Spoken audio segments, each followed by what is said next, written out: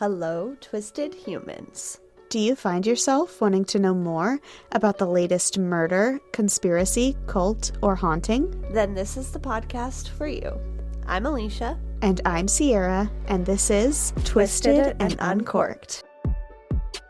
Hello and welcome to episode 209 of your favorite podcast. This is Twisted and Uncorked, and today, in true Alecia fashion, well, I should say true us fashion, I have switched my story at the last second. Oh, no. Last week, I did tell you that I had a conspiracy episode for you, but given some new events that are happening in the world for us that may or may not be important to our listeners, but I'm excited about, I had to cover what I'm going to be covering today. I know that was very vague, but it is birthday month. It is officially spooky season.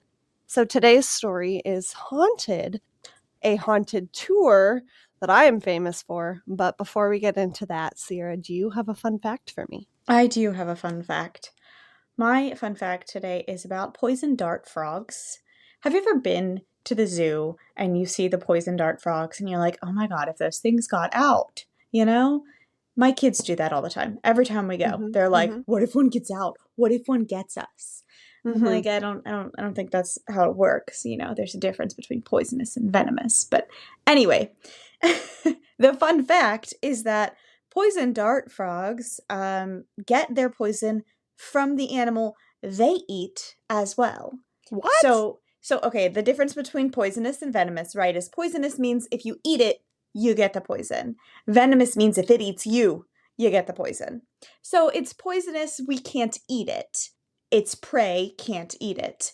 But poison dart frogs actually get their poison from the animals they eat, the insects. They eat poisonous animals to become poisonous. So the poison dart frogs that are kept in captivity in zoos and whatnot usually aren't even poisonous because they're not being fed poisonous insects.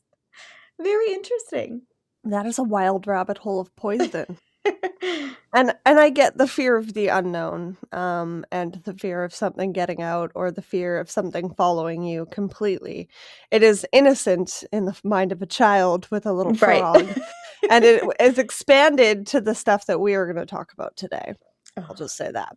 But my fun fact is spooky related, spooky adjacent, but also something that Sierra and I deeply love, which is crows. And I often tell people that dislike crows or react adversely towards them when they're around, that crows can specifically remember human faces, especially if they have a reason to dislike or distrust that person. Research has showed that they can hold a grudge for an extremely long time and pass that information on to other crows. We see a little spoofy version of this in one of our favorite shows, The Big Bang Theory, when they are competing for that research grant and the crow lady basically sicks her crows on Sheldon and Leonard. They learn in that episode that they can indeed remember faces and hold grudges. So don't mess with your neighborhood crows, people. Just don't do it. Yeah, they can also remember faces in good ways. So maybe feed your neighborhood crows. Make them like you. Yes. Sierra and I have a mission to make crows eventually bring us shiny objects because we are worth it. But I don't think either of us are working too hard in that department. I definitely have crows here at the new property, but there's so many birds that it's hard to like single out the crows. When I feed the birds, all of them eat. Yeah, so that's fair. That's fair. Maybe you got to go out there with your seeds specifically when there's crows around so they remember your face. Yeah. You're like, see, I know that they're also eating your seed, but this is really for you. Bring me shiny things. That and one of my favorite stories that Sierra ever told on Patreon, which was eventually released to the main feed on the story that may or may not have been true about crows helping solve a murder. So just, right. Which is its own irony because that is what a group of crows is called. But yeah, fun facts for you guys. Now, I hinted at things getting out and a haunted tour, but this time it's not of different places or buildings, but of objects. Specifically, the most haunted objects in Ed and Lorraine's Haunted Museum in honor of the new Conjuring movie coming out on Friday as we record this. Nice. For those that don't know the names Ed and Lorraine Warren, today is not that episode. but I do intend to cover them and some of their investigations in the future. And speaking of investigations, sometimes those go long and late, and you need caffeine to get you through. So that's why today's episode pairs well with an espresso martini. Yay! I'm sorry. I had a segue, and I know you were going to say something. Oh, I was just gonna say, you told me that you were going down rabbit holes. If you want to continue down rabbit holes, Ed and Lorraine Warren are not good people at all. No. Hop We down that already knew rabbit hole. that. We already knew that. They are problematic in their own right. That does not make me not a fan of the spooky things that they have come Right. to collect over the years, or the Conjuring franchise, because I love a good spooky movie. But yes, they are deeply problematic, and that will be a part of my coverage. But that said, I don't think Ed and Lorraine Warren were drinking espresso martinis back in the day when they were, waiting investigations out, but because it is still technically summer as we record this and it is still super hot here, one of the drinks of summer was an espresso martini as well. So I thought I would combine coffee and something delicious.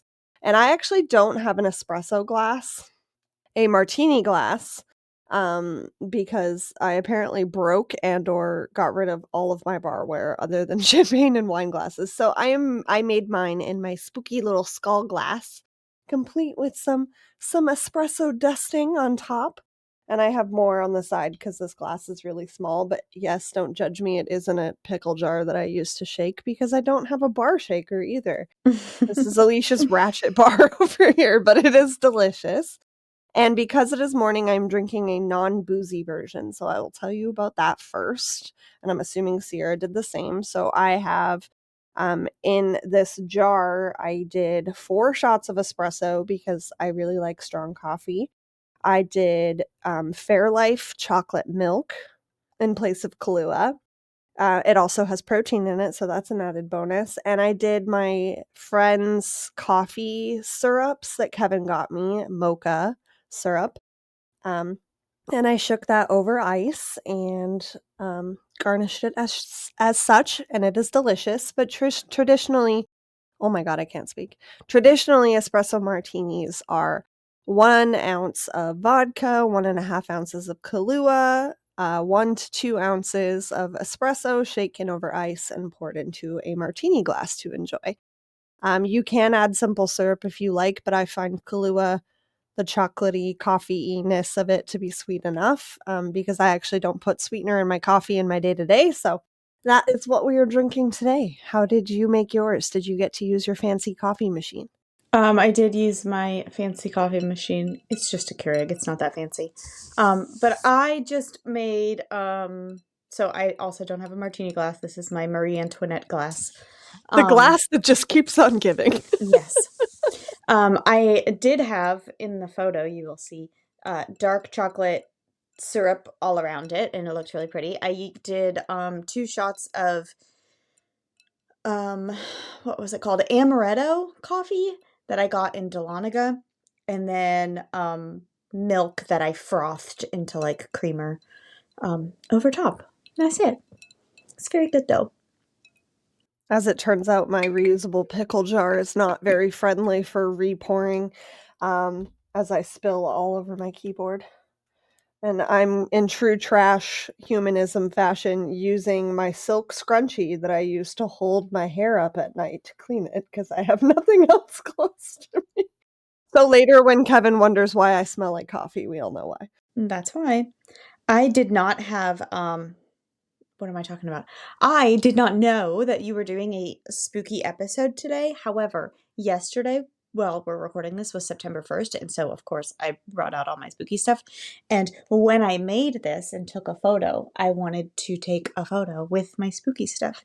And now that I know this is a spooky episode, I feel like it just fits perfectly. We're always on the same wavelength, my friend. Yes, it is the start of spooky season, and I have a bone to pick with my husband in that regard, in that Oh. he has said that we can leave up spooky decorations 2 weeks before and 2 weeks after October and then switch to Christmas stuff. So, because he likes Christmas. However, I think I'm gonna gaslight him this year because I work random night shifts now and I'm home during the day while he's working, I think I'm just going to slowly take out one object at a time and just see how long it takes him to notice. Because me as a person owns spooky things. So maybe he'll just be like, oh, when did she put that there? Who knew? It won't be like immediately obvious until like the pumpkin lights start to come out and stuff like that. But Yeah. I think I'm just going to do it one object at a time. That, and I've decided that for my birthday, I want to host a girls' night craft night. Nice. One, because I'm on a budget, and two, because I loved crafting, and I was watching videos on how to make Halloween centerpieces, like DIY centerpieces, and I have a whole bunch of like fish bowls and vases and shit that I never use. So I'm like, we can paint them, we can fill them like little spooky terrariums. I have a vision in mind of like sticks and that I spray paint black with little crows. Speaking of crows, Nice. Yeah. very like Edgar Allan Poe style.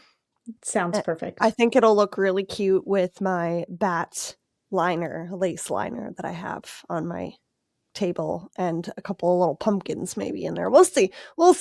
We're not sure how we're going to do it yet, but I ordered a bunch of tiny things on Amazon to be able to make these little spooky centerpieces. So hopefully my friends get on board, because let's face it, all of my spooky friends are long distance. So I'm sure they'll come around. There's a spooky season in all of us.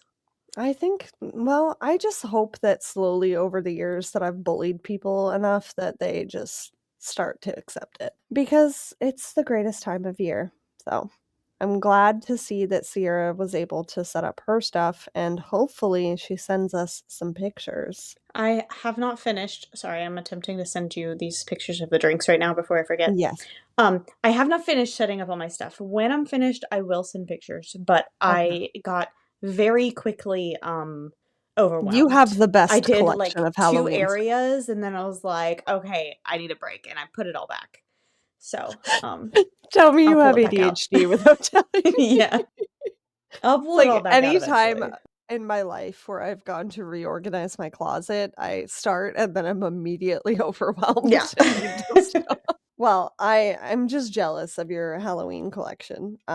Mine will build one object at a time. I will say Kevin did already get me a Halloween decoration this year, bless his soul, because they had it at Costco. They had Halloween like ceramic bowls, but they were Nightmare Before Christmas themed. So they had a Jack, a Sally, boogeyman holding like a candy bowl, but they're huge and they're ceramic and they're so pretty.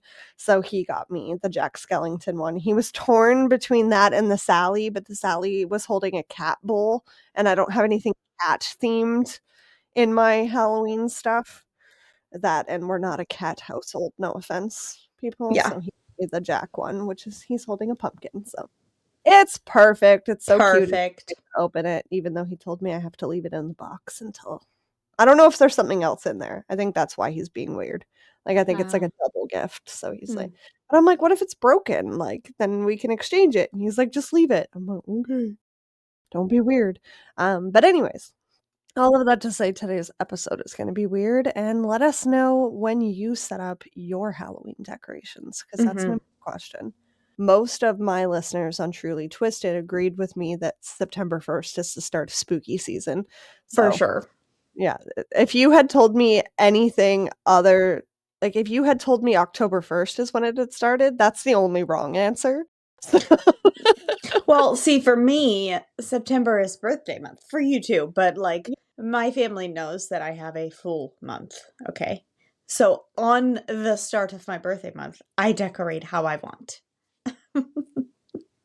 I'll let you guys know how my mission to slowly release my my Halloween decorations goes.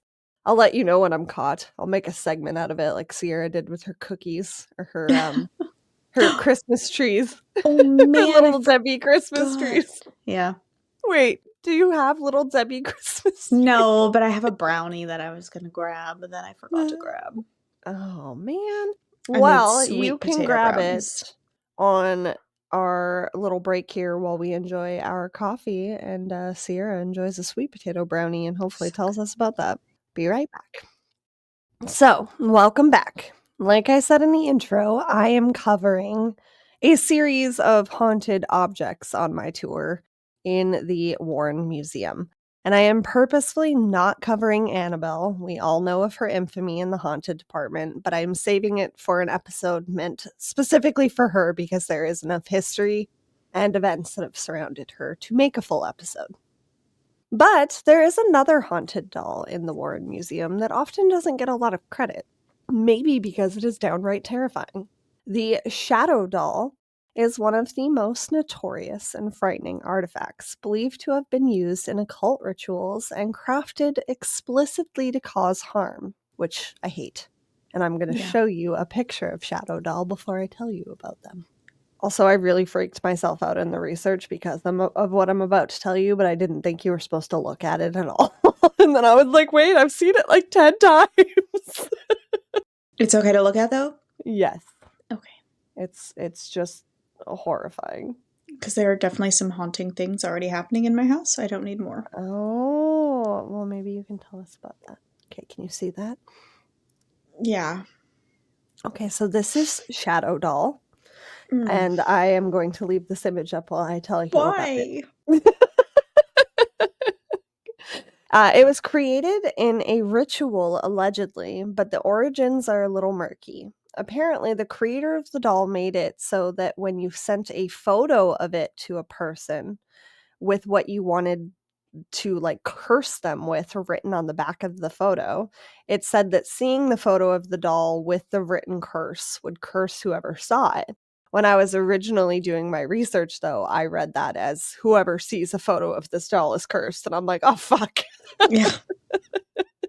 I feel like I was set up to fail. But it doesn't make sense that they would have it openly on display if that was the case. So you write the curse on the back of the photo and you send it to whoever you want to harm. And that's horrible in its own right, but it's not the photo and the written word of it that is specifically what kills you. Apparently, the curse is that the doll will visit you in your dreams and give you a nightmare so terrifying that, according to Ed Warren, could stop people's hearts, causing them to die. So it's Freddy Krueger. Pretty much. Damn.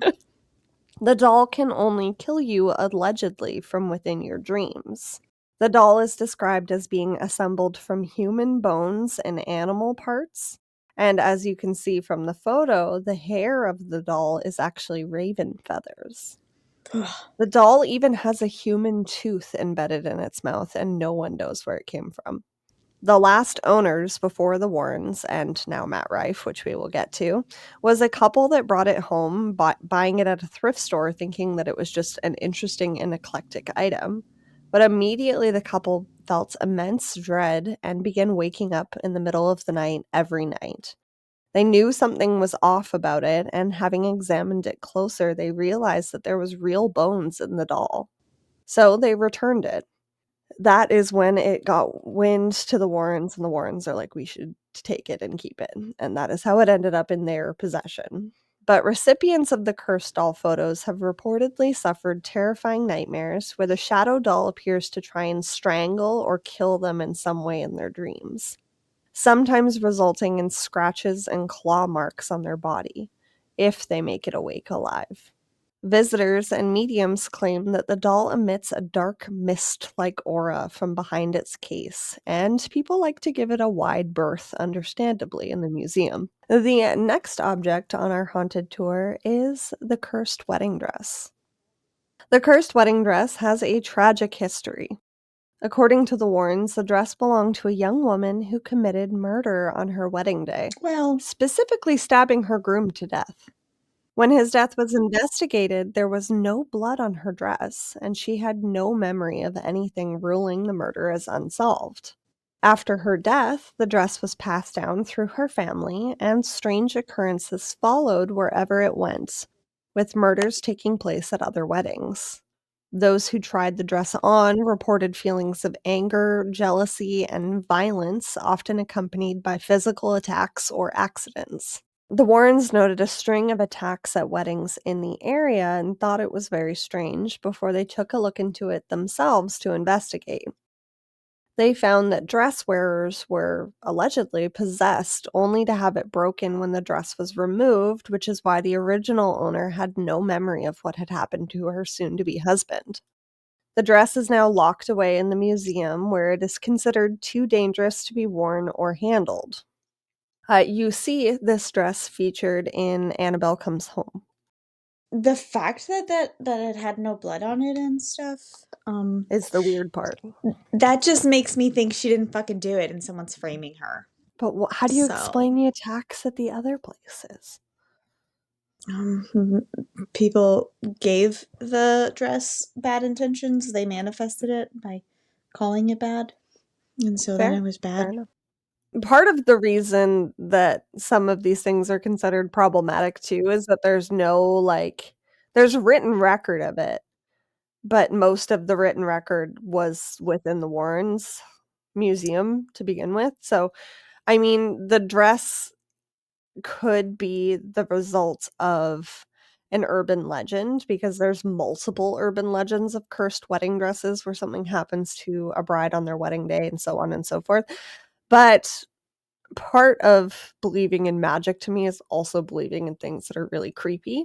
So, who knows? Maybe Oh, the I dress definitely is legit. believe in creepy shit also. I just feel like You wonder it's if I she I was right. just yeah, I just feel like people were really fucking mean to women a lot It's all the true. It's time. true. And so Especially in, like, someone the 1950s, 60s, probably 70s murdered when that that dress man was worn. Yeah. and blamed a woman. Yeah. Yeah, fair enough. There was also a horror movie that is not Conjuring related, that was based on the cursed dress at the Warren Museum, and it's called The Bride. I've never seen it, but people have said that it is really scary. But it's like a slasher, and those are never my favorite types of horror movies unless it's Scream. Is Scream a slasher? Scream is a slasher, but Scream is one of my favorite series. I feel like it's too I don't even know the right word. It's too funny to be a slasher. Well, 'Cause it that's, is funny. for sure, Halloween, anybody wearing a mask, it took away, a little bit of the fear aspect for me, until the movie, whatever that movie is, The Visitors or whatever, where they're, staying in a cabin in the woods and these, masked people, no. Scary. The next object on our haunted tour is the Conjuring Mirror, which you can probably see here. It is 1.5 meters tall. It's an ornate mirror that came from the home of 55-year-old Stephen Zellner in northern New Jersey. Allegedly, he used it to practice an ancient medieval ritual in order to contact spirits. Just a normal Tuesday for some of us, right? Oh, God. Okay, hold on. I didn't write my phonetics. Hold on. How do you say.com? So, Tromancy, as it was known, involved a mirror dangling from a thread or a string until the bottom edge of the mirror touched water. Your reflections would bounce off the water and the mirror and would create visions of the future. In the 16th century, Nostradamus, who was said to have used mirrors made of obsidian for his predictions in an act that he called scrying. We know that obsidian is a protective crystal along with black tourmaline, so maybe it was his way of doing it safely, and the 16th century was just way ahead of its game. But mirrors are not solely used for visions of the future. They can be used for darker magic, like extracting revenge on those the performer wishes to harm. It's believed that Stephen fell into that category. He performed the incantation, inviting a spirit to show him a future. At first, he didn't see anything, but as days went on and the more he practiced, small blurred shadows started rushing by just out of his sight. They told Stephen that he was getting closer to his goals. Months went on with him concentrating on the mirror, to being able to bring him a spirit or somebody to tell a future or to help him in his wishes. And at first, Stephen could see the events of his own future, days, weeks in advance, but he wanted more. He wanted to exact revenge on those who had wronged him in the past, which no matter how far I dove into my research, I could not figure out who wronged Stephen and in what way, but he was just an angry man. Yeah, it seems like probably someone accidentally stepped on his shoe at a grocery store or something. I mean, if something that small could involve somebody performing incantations in a mirror to exact revenge on you, I mean, it how is. big is your bar? This is life. Okay, this is why religion exists. Like, I feel To like if somebody, scare like, people from doing purposely shit like this. murdered, like, Thumper, I feel like that would warrant mirror revenge. Oh But my gosh. gotcha. No, I'm joking. But if somebody stepped on my toe at a grocery store, I don't know. But I don't know what happened to Stephen, so before anybody asks. He began to focus on the images of those that he specifically wanted to suffer in the mirror, and before long he could see them in the reflection. He could see their futures and the events of their days, weeks, months in advance. But soon he was not only able to see the events that were set to happen, but also intervene with them. He could call on his spirit friends in the mirror to cause injuries to those he wished. He became obsessed with the power. But Stephen had made a costly mistake. The spirits that he let loose on his enemies also took residence in his home. Stephen started hearing disembodied footsteps, heavy breathing, and other noises throughout his empty home at all hours of the night. He lived alone. Doors would open and slam on their own, objects would fly around the house, and Stephen started to fear for his own life. He knew it was only a matter of time before the spirits would turn on him. He reached out to a local Catholic priest begging for help, and the priest in turn sent them to the famed paranormal investigators Ed and Lorraine Warren. They dropped everything to help, and when the Warrens reached his home, they almost immediately received an unwelcome guest. In order to put an end to the haunting, the Warrens performed a reverse incantation and sealed the evil back into the mirror while preventing any future damage that Stephen had already unleashed on his enemies, thankfully. The Warrens believed that the mirror acted as a portal, allowing demonic entities to cross over into our world. After conducting an investigation and blessing the home, the Warrens took the mirror to their museum, where it remains to this day as one of the most dangerous objects in their collection. Visitors to the museum reported feeling nauseous or dizzy after standing near the mirror, and some claimed to have seen flickering shadows or strange faces appear in the collection. The mirror is still housed in the museum, but today it is covered in order to prevent anyone from accidentally gazing into it. Which, don't love that. Like, Goodness gracious. and it also, like, in my research, everywhere was like, be careful, like, when you go thrift shopping, like, what mirror you're bringing into your home, like, cleanse mirrors, use crystals to protect the surfaces. Case in point, if anyone forgot Sierra's story from her old home when Jessie moved her crystals, don't move the crystals. Yeah, leave the crystals in front of the mirrors, okay?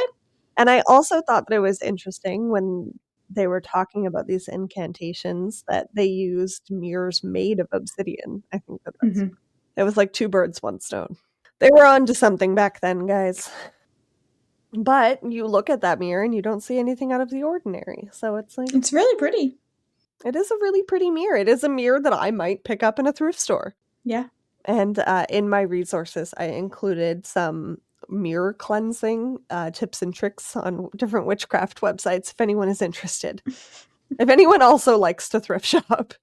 Have you ever bought a mirror at a thrift store? At a thrift store, I don't think so. I'm trying to Or imagine all of the mirrors in my like a house. secondhand store of some sort, like a mirror that was not like in your home when you already moved in. I never buy brand new stuff, but it's always bought for me. So Mhm.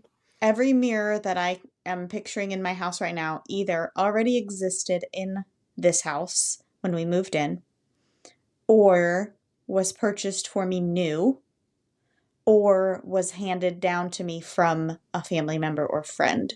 So never in a store. Is your ghosty stuff mirror or surface reflective surface related? Do like, what? currently? What's happening in your Oh, house? no. Okay, okay. Let me move on. If I do wanna know about that, but if it was mirror related, I was like, "Tell it now." Yeah. The next object on our haunted tour is known as the Satanic Idol. According to records, it was found in 1991 by a deer hunter in Connecticut. He got lost in the woods and after some time stumbled upon a raised circular rock formation with the idol standing in the middle of it. He immediately felt uncomfortable and left the area looking for his vehicle. Along the way, he noticed an elderly gentleman walking alongside him through the woods, completely dressed in black. The man never spoke to the deer hunter, and he grew more and more nervous, rightfully so, and just yelled out, "How do I get out of here?" And the man simply pointed and walked away, which I don't love. So I'll show you the No. idol. Like something about a person dressed all in black walking through the woods, like alongside you, Yeah, no. like that's actually included in many horror movies for a reason. It's deeply unsettling, and this statue is deeply unsettling. I don't think you're ready for it. When I first saw it, it made my eyes. Not yet. Oh. What the fuck? What is it? I don't know. Why is it? It appears to be made out of rock and bone, and it is deeply unsettling. It appears to be a really crude statue of a jester, but someone who is not a great artist. Oh, I don't know what about it, but I would have felt uncomfortable if I saw that in the woods too. Yeah. He was obviously unsettled by this encounter and contacted Ed Warren, who in turn asked him to show him where he had seen this formation and the statue.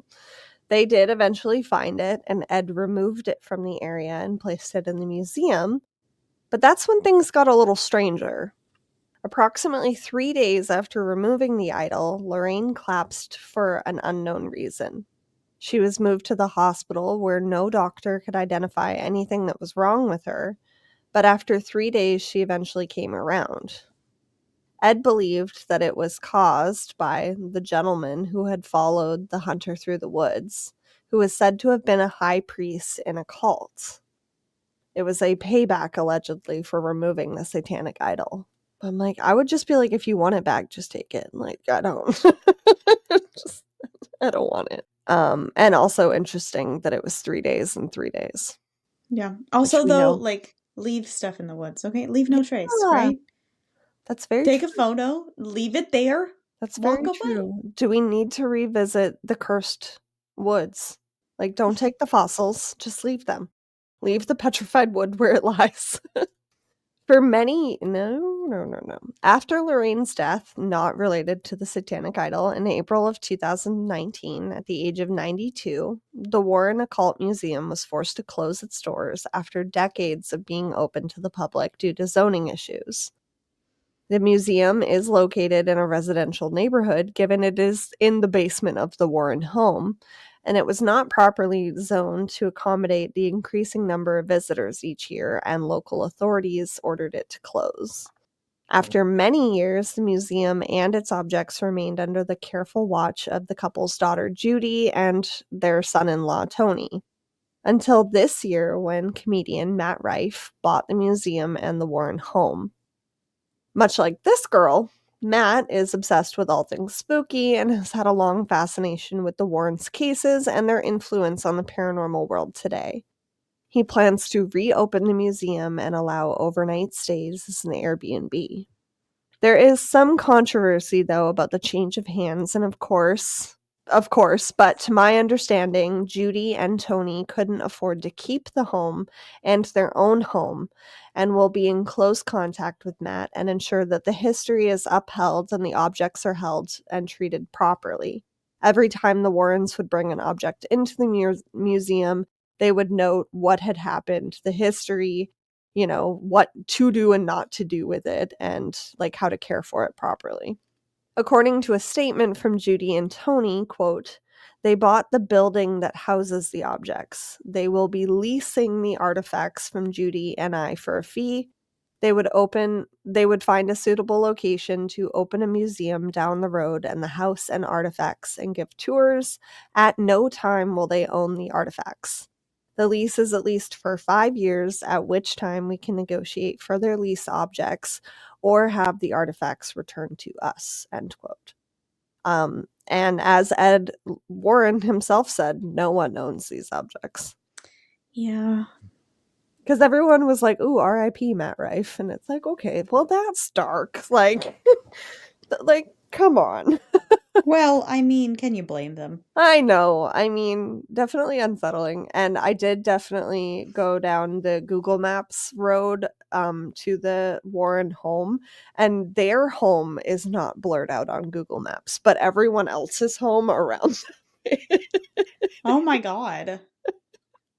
which I thought was funny because it's like a That is reverse of funny. our theory. But can you imagine just living down the street from the Warren Museum? Like Annabelle's in the ground over there? No, thank you. Yeah. So I can't say that I blame them for that.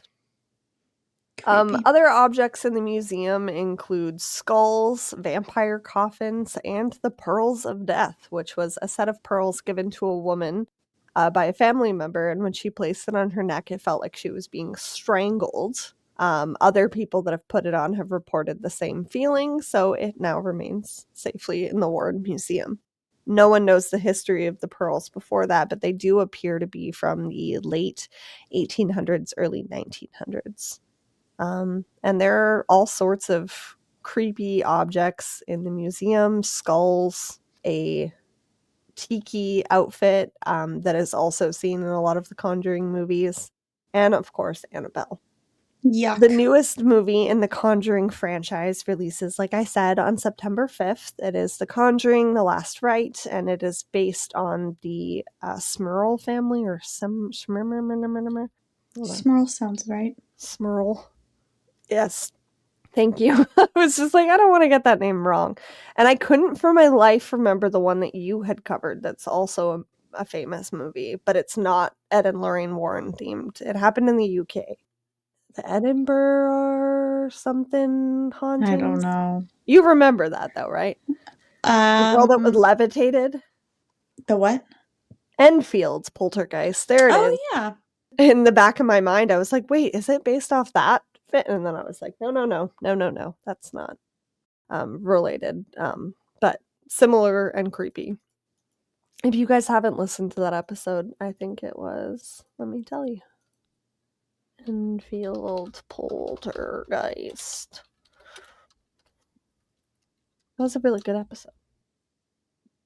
I don't remember what I called it. Stay tuned. I will insert accordingly, guys. I think it's like in the 70s somewhere. So I'm super excited about that. And it is being hinted, unfortunately, that this will be the last movie in the franchise, according to statements from Vera Farmiga. In my research and even watching the movies over the years, I've always thought that it was clever the way that they included copies of the real objects in their museum and teasers to different storylines. For example, like I said, the cursed wedding dress is shown in Annabelle Comes Home, along with many other items from the museum, as in this movie, they break into the room after their daughter's babysitter. Shows a little too much curiosity. But if you're paying attention in any of the films, you will see some Easter eggs, which I always think is very fun and clever when movies do that. And that is my haunted tour of some of the cursed objects in the Warren Museum. That's fun. I definitely went down a rabbit hole for the last 3 days. As soon as I realized the timing, I'm like, no, I gotta put my conspiracy episode on hold for a quick minute. So I will cover that the week after next because it is really weird, and I'm always curious to know Sierra's theories on things that are unexplained. Yeah. But that said, the shadow doll is definitely the creepiest, in my opinion, out of what I've covered today. And possibly the most believable. But yeah, I hope you guys enjoyed that. Would you go stay at the Airbnb when Matt Rife opens it? No. That's if where it you draw the line. Well, even if it doesn't have any of the stuff in it, just because, like we said, Ed and Lorraine were very problematic, and things happened in that house criminally that Yeah. I just don't want to be a Involving part of. children. Yeah. Fair enough. Yeah, we will talk about their history at some point because I do fully believe that in terms of demonologists, they were credible in some ways, but they did also falsify findings at times in order to make a name for themselves. And Ed Warren allegedly had an underaged, allegedly, definitely, girlfriend living in their home. And because, like Sierra said, women really aren't taken seriously or respected in these eras. Lorraine, not wanting to divorce her husband, just kind of stood idly by, which makes her just as complacent, in my opinion. But I also understand the time period that she was in and that it's not always easy when your husband's a piece of shit. So, Yeah. but yeah, that is the Cliff Notes version. Cliff Notes version, but their history is still fascinating. I still think that it's super cool that he's going to be reopening the museum. Part of me would love to see it. I mean, even though I hate Zach Bagans, that museum experience was one of the coolest things I've ever done. So if he can put the items in a museum, an actual museum, not in that house anymore, I think I would that's the for goal. sure From the go to the statement, it said museum. down the road. So I don't Right. think they're intending to keep it in the original home. Yeah, I would don't for know if sure that's go to the because of museum. I structural would issues. not for sure stay at that Airbnb though. I would Correct. not. If the interested. Airbnb So is like, a I separate mean, building, though, then yes. correct. Yeah.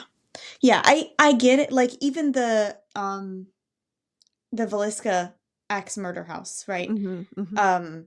I understand why people would want to stay in there for haunted purposes or whatever, but I just don't. I don't want to be in that energy. I don't. It feels icky. It does feel icky. I And I'm agree. not saying that people who want to be there feel icky. I don't want that on me. Fair. I I that get it would that. I take think too I many lie in the showers same to clear Yeah. myself of that feeling. I just cannot. I can't. Ugh. Or I think I would stay the night there, but I would never be able to sleep. Like the Lizzie Borden Right. house, I would never be able to sleep there. Yeah. Again, it's not like knowing that a place is haunted, I would love to stay there, but I don't Yeah. think I will ever be able to sleep there, especially if like a records documented murder occurred there. Right. The Lizzie, maybe it's a kid thing. The Lizzie Borden house Fair. doesn't freak me out as much. Doesn't You give don't me need as as much many of the ick. showers. Right. But because of Ed's allegedly definitely entanglement with a child and the Mhm. Villisca axe murder house having children die, too icky for me. Too Mhm, icky. mhm. Yeah. I think it's interesting for sure. Yeah, I know 3 kids were murdered. Yeah, it's horrible. Horrible stuff. So, um, I'm just curious to see what's gonna happen with this, and if you guys go and see the new Conjuring movie, please let me know how you enjoyed it with no spoilers, because you might see it before me. But I'm excited. I think that, the actors that have done that movie have done an amazing job over the years. I also love that the guy that plays Ed Warren is in the Insidious movies, which is another favorite franchise of mine, so he does creepy really well. But yeah, I hope you guys enjoyed that. Happy spooky season, and we will see you next week for, I think Sierra said she was also covering a conspiracy. So I am doing a conspiracy. Can't wait to see what that is, and we love you guys lots. Go leave those 5-star ratings and reviews, and in the meantime, keep it twisted. Twisted and Uncorked is hosted and produced by Sierra Zorn and Alicia Watson. If you like the show, don't forget to leave a 5-star rating and review wherever you are listening now. It really is the best way to spread the word. You can check out all things Twisted on our website, twistedanduncorked.com, and we will see you next Tuesday for a brand new episode.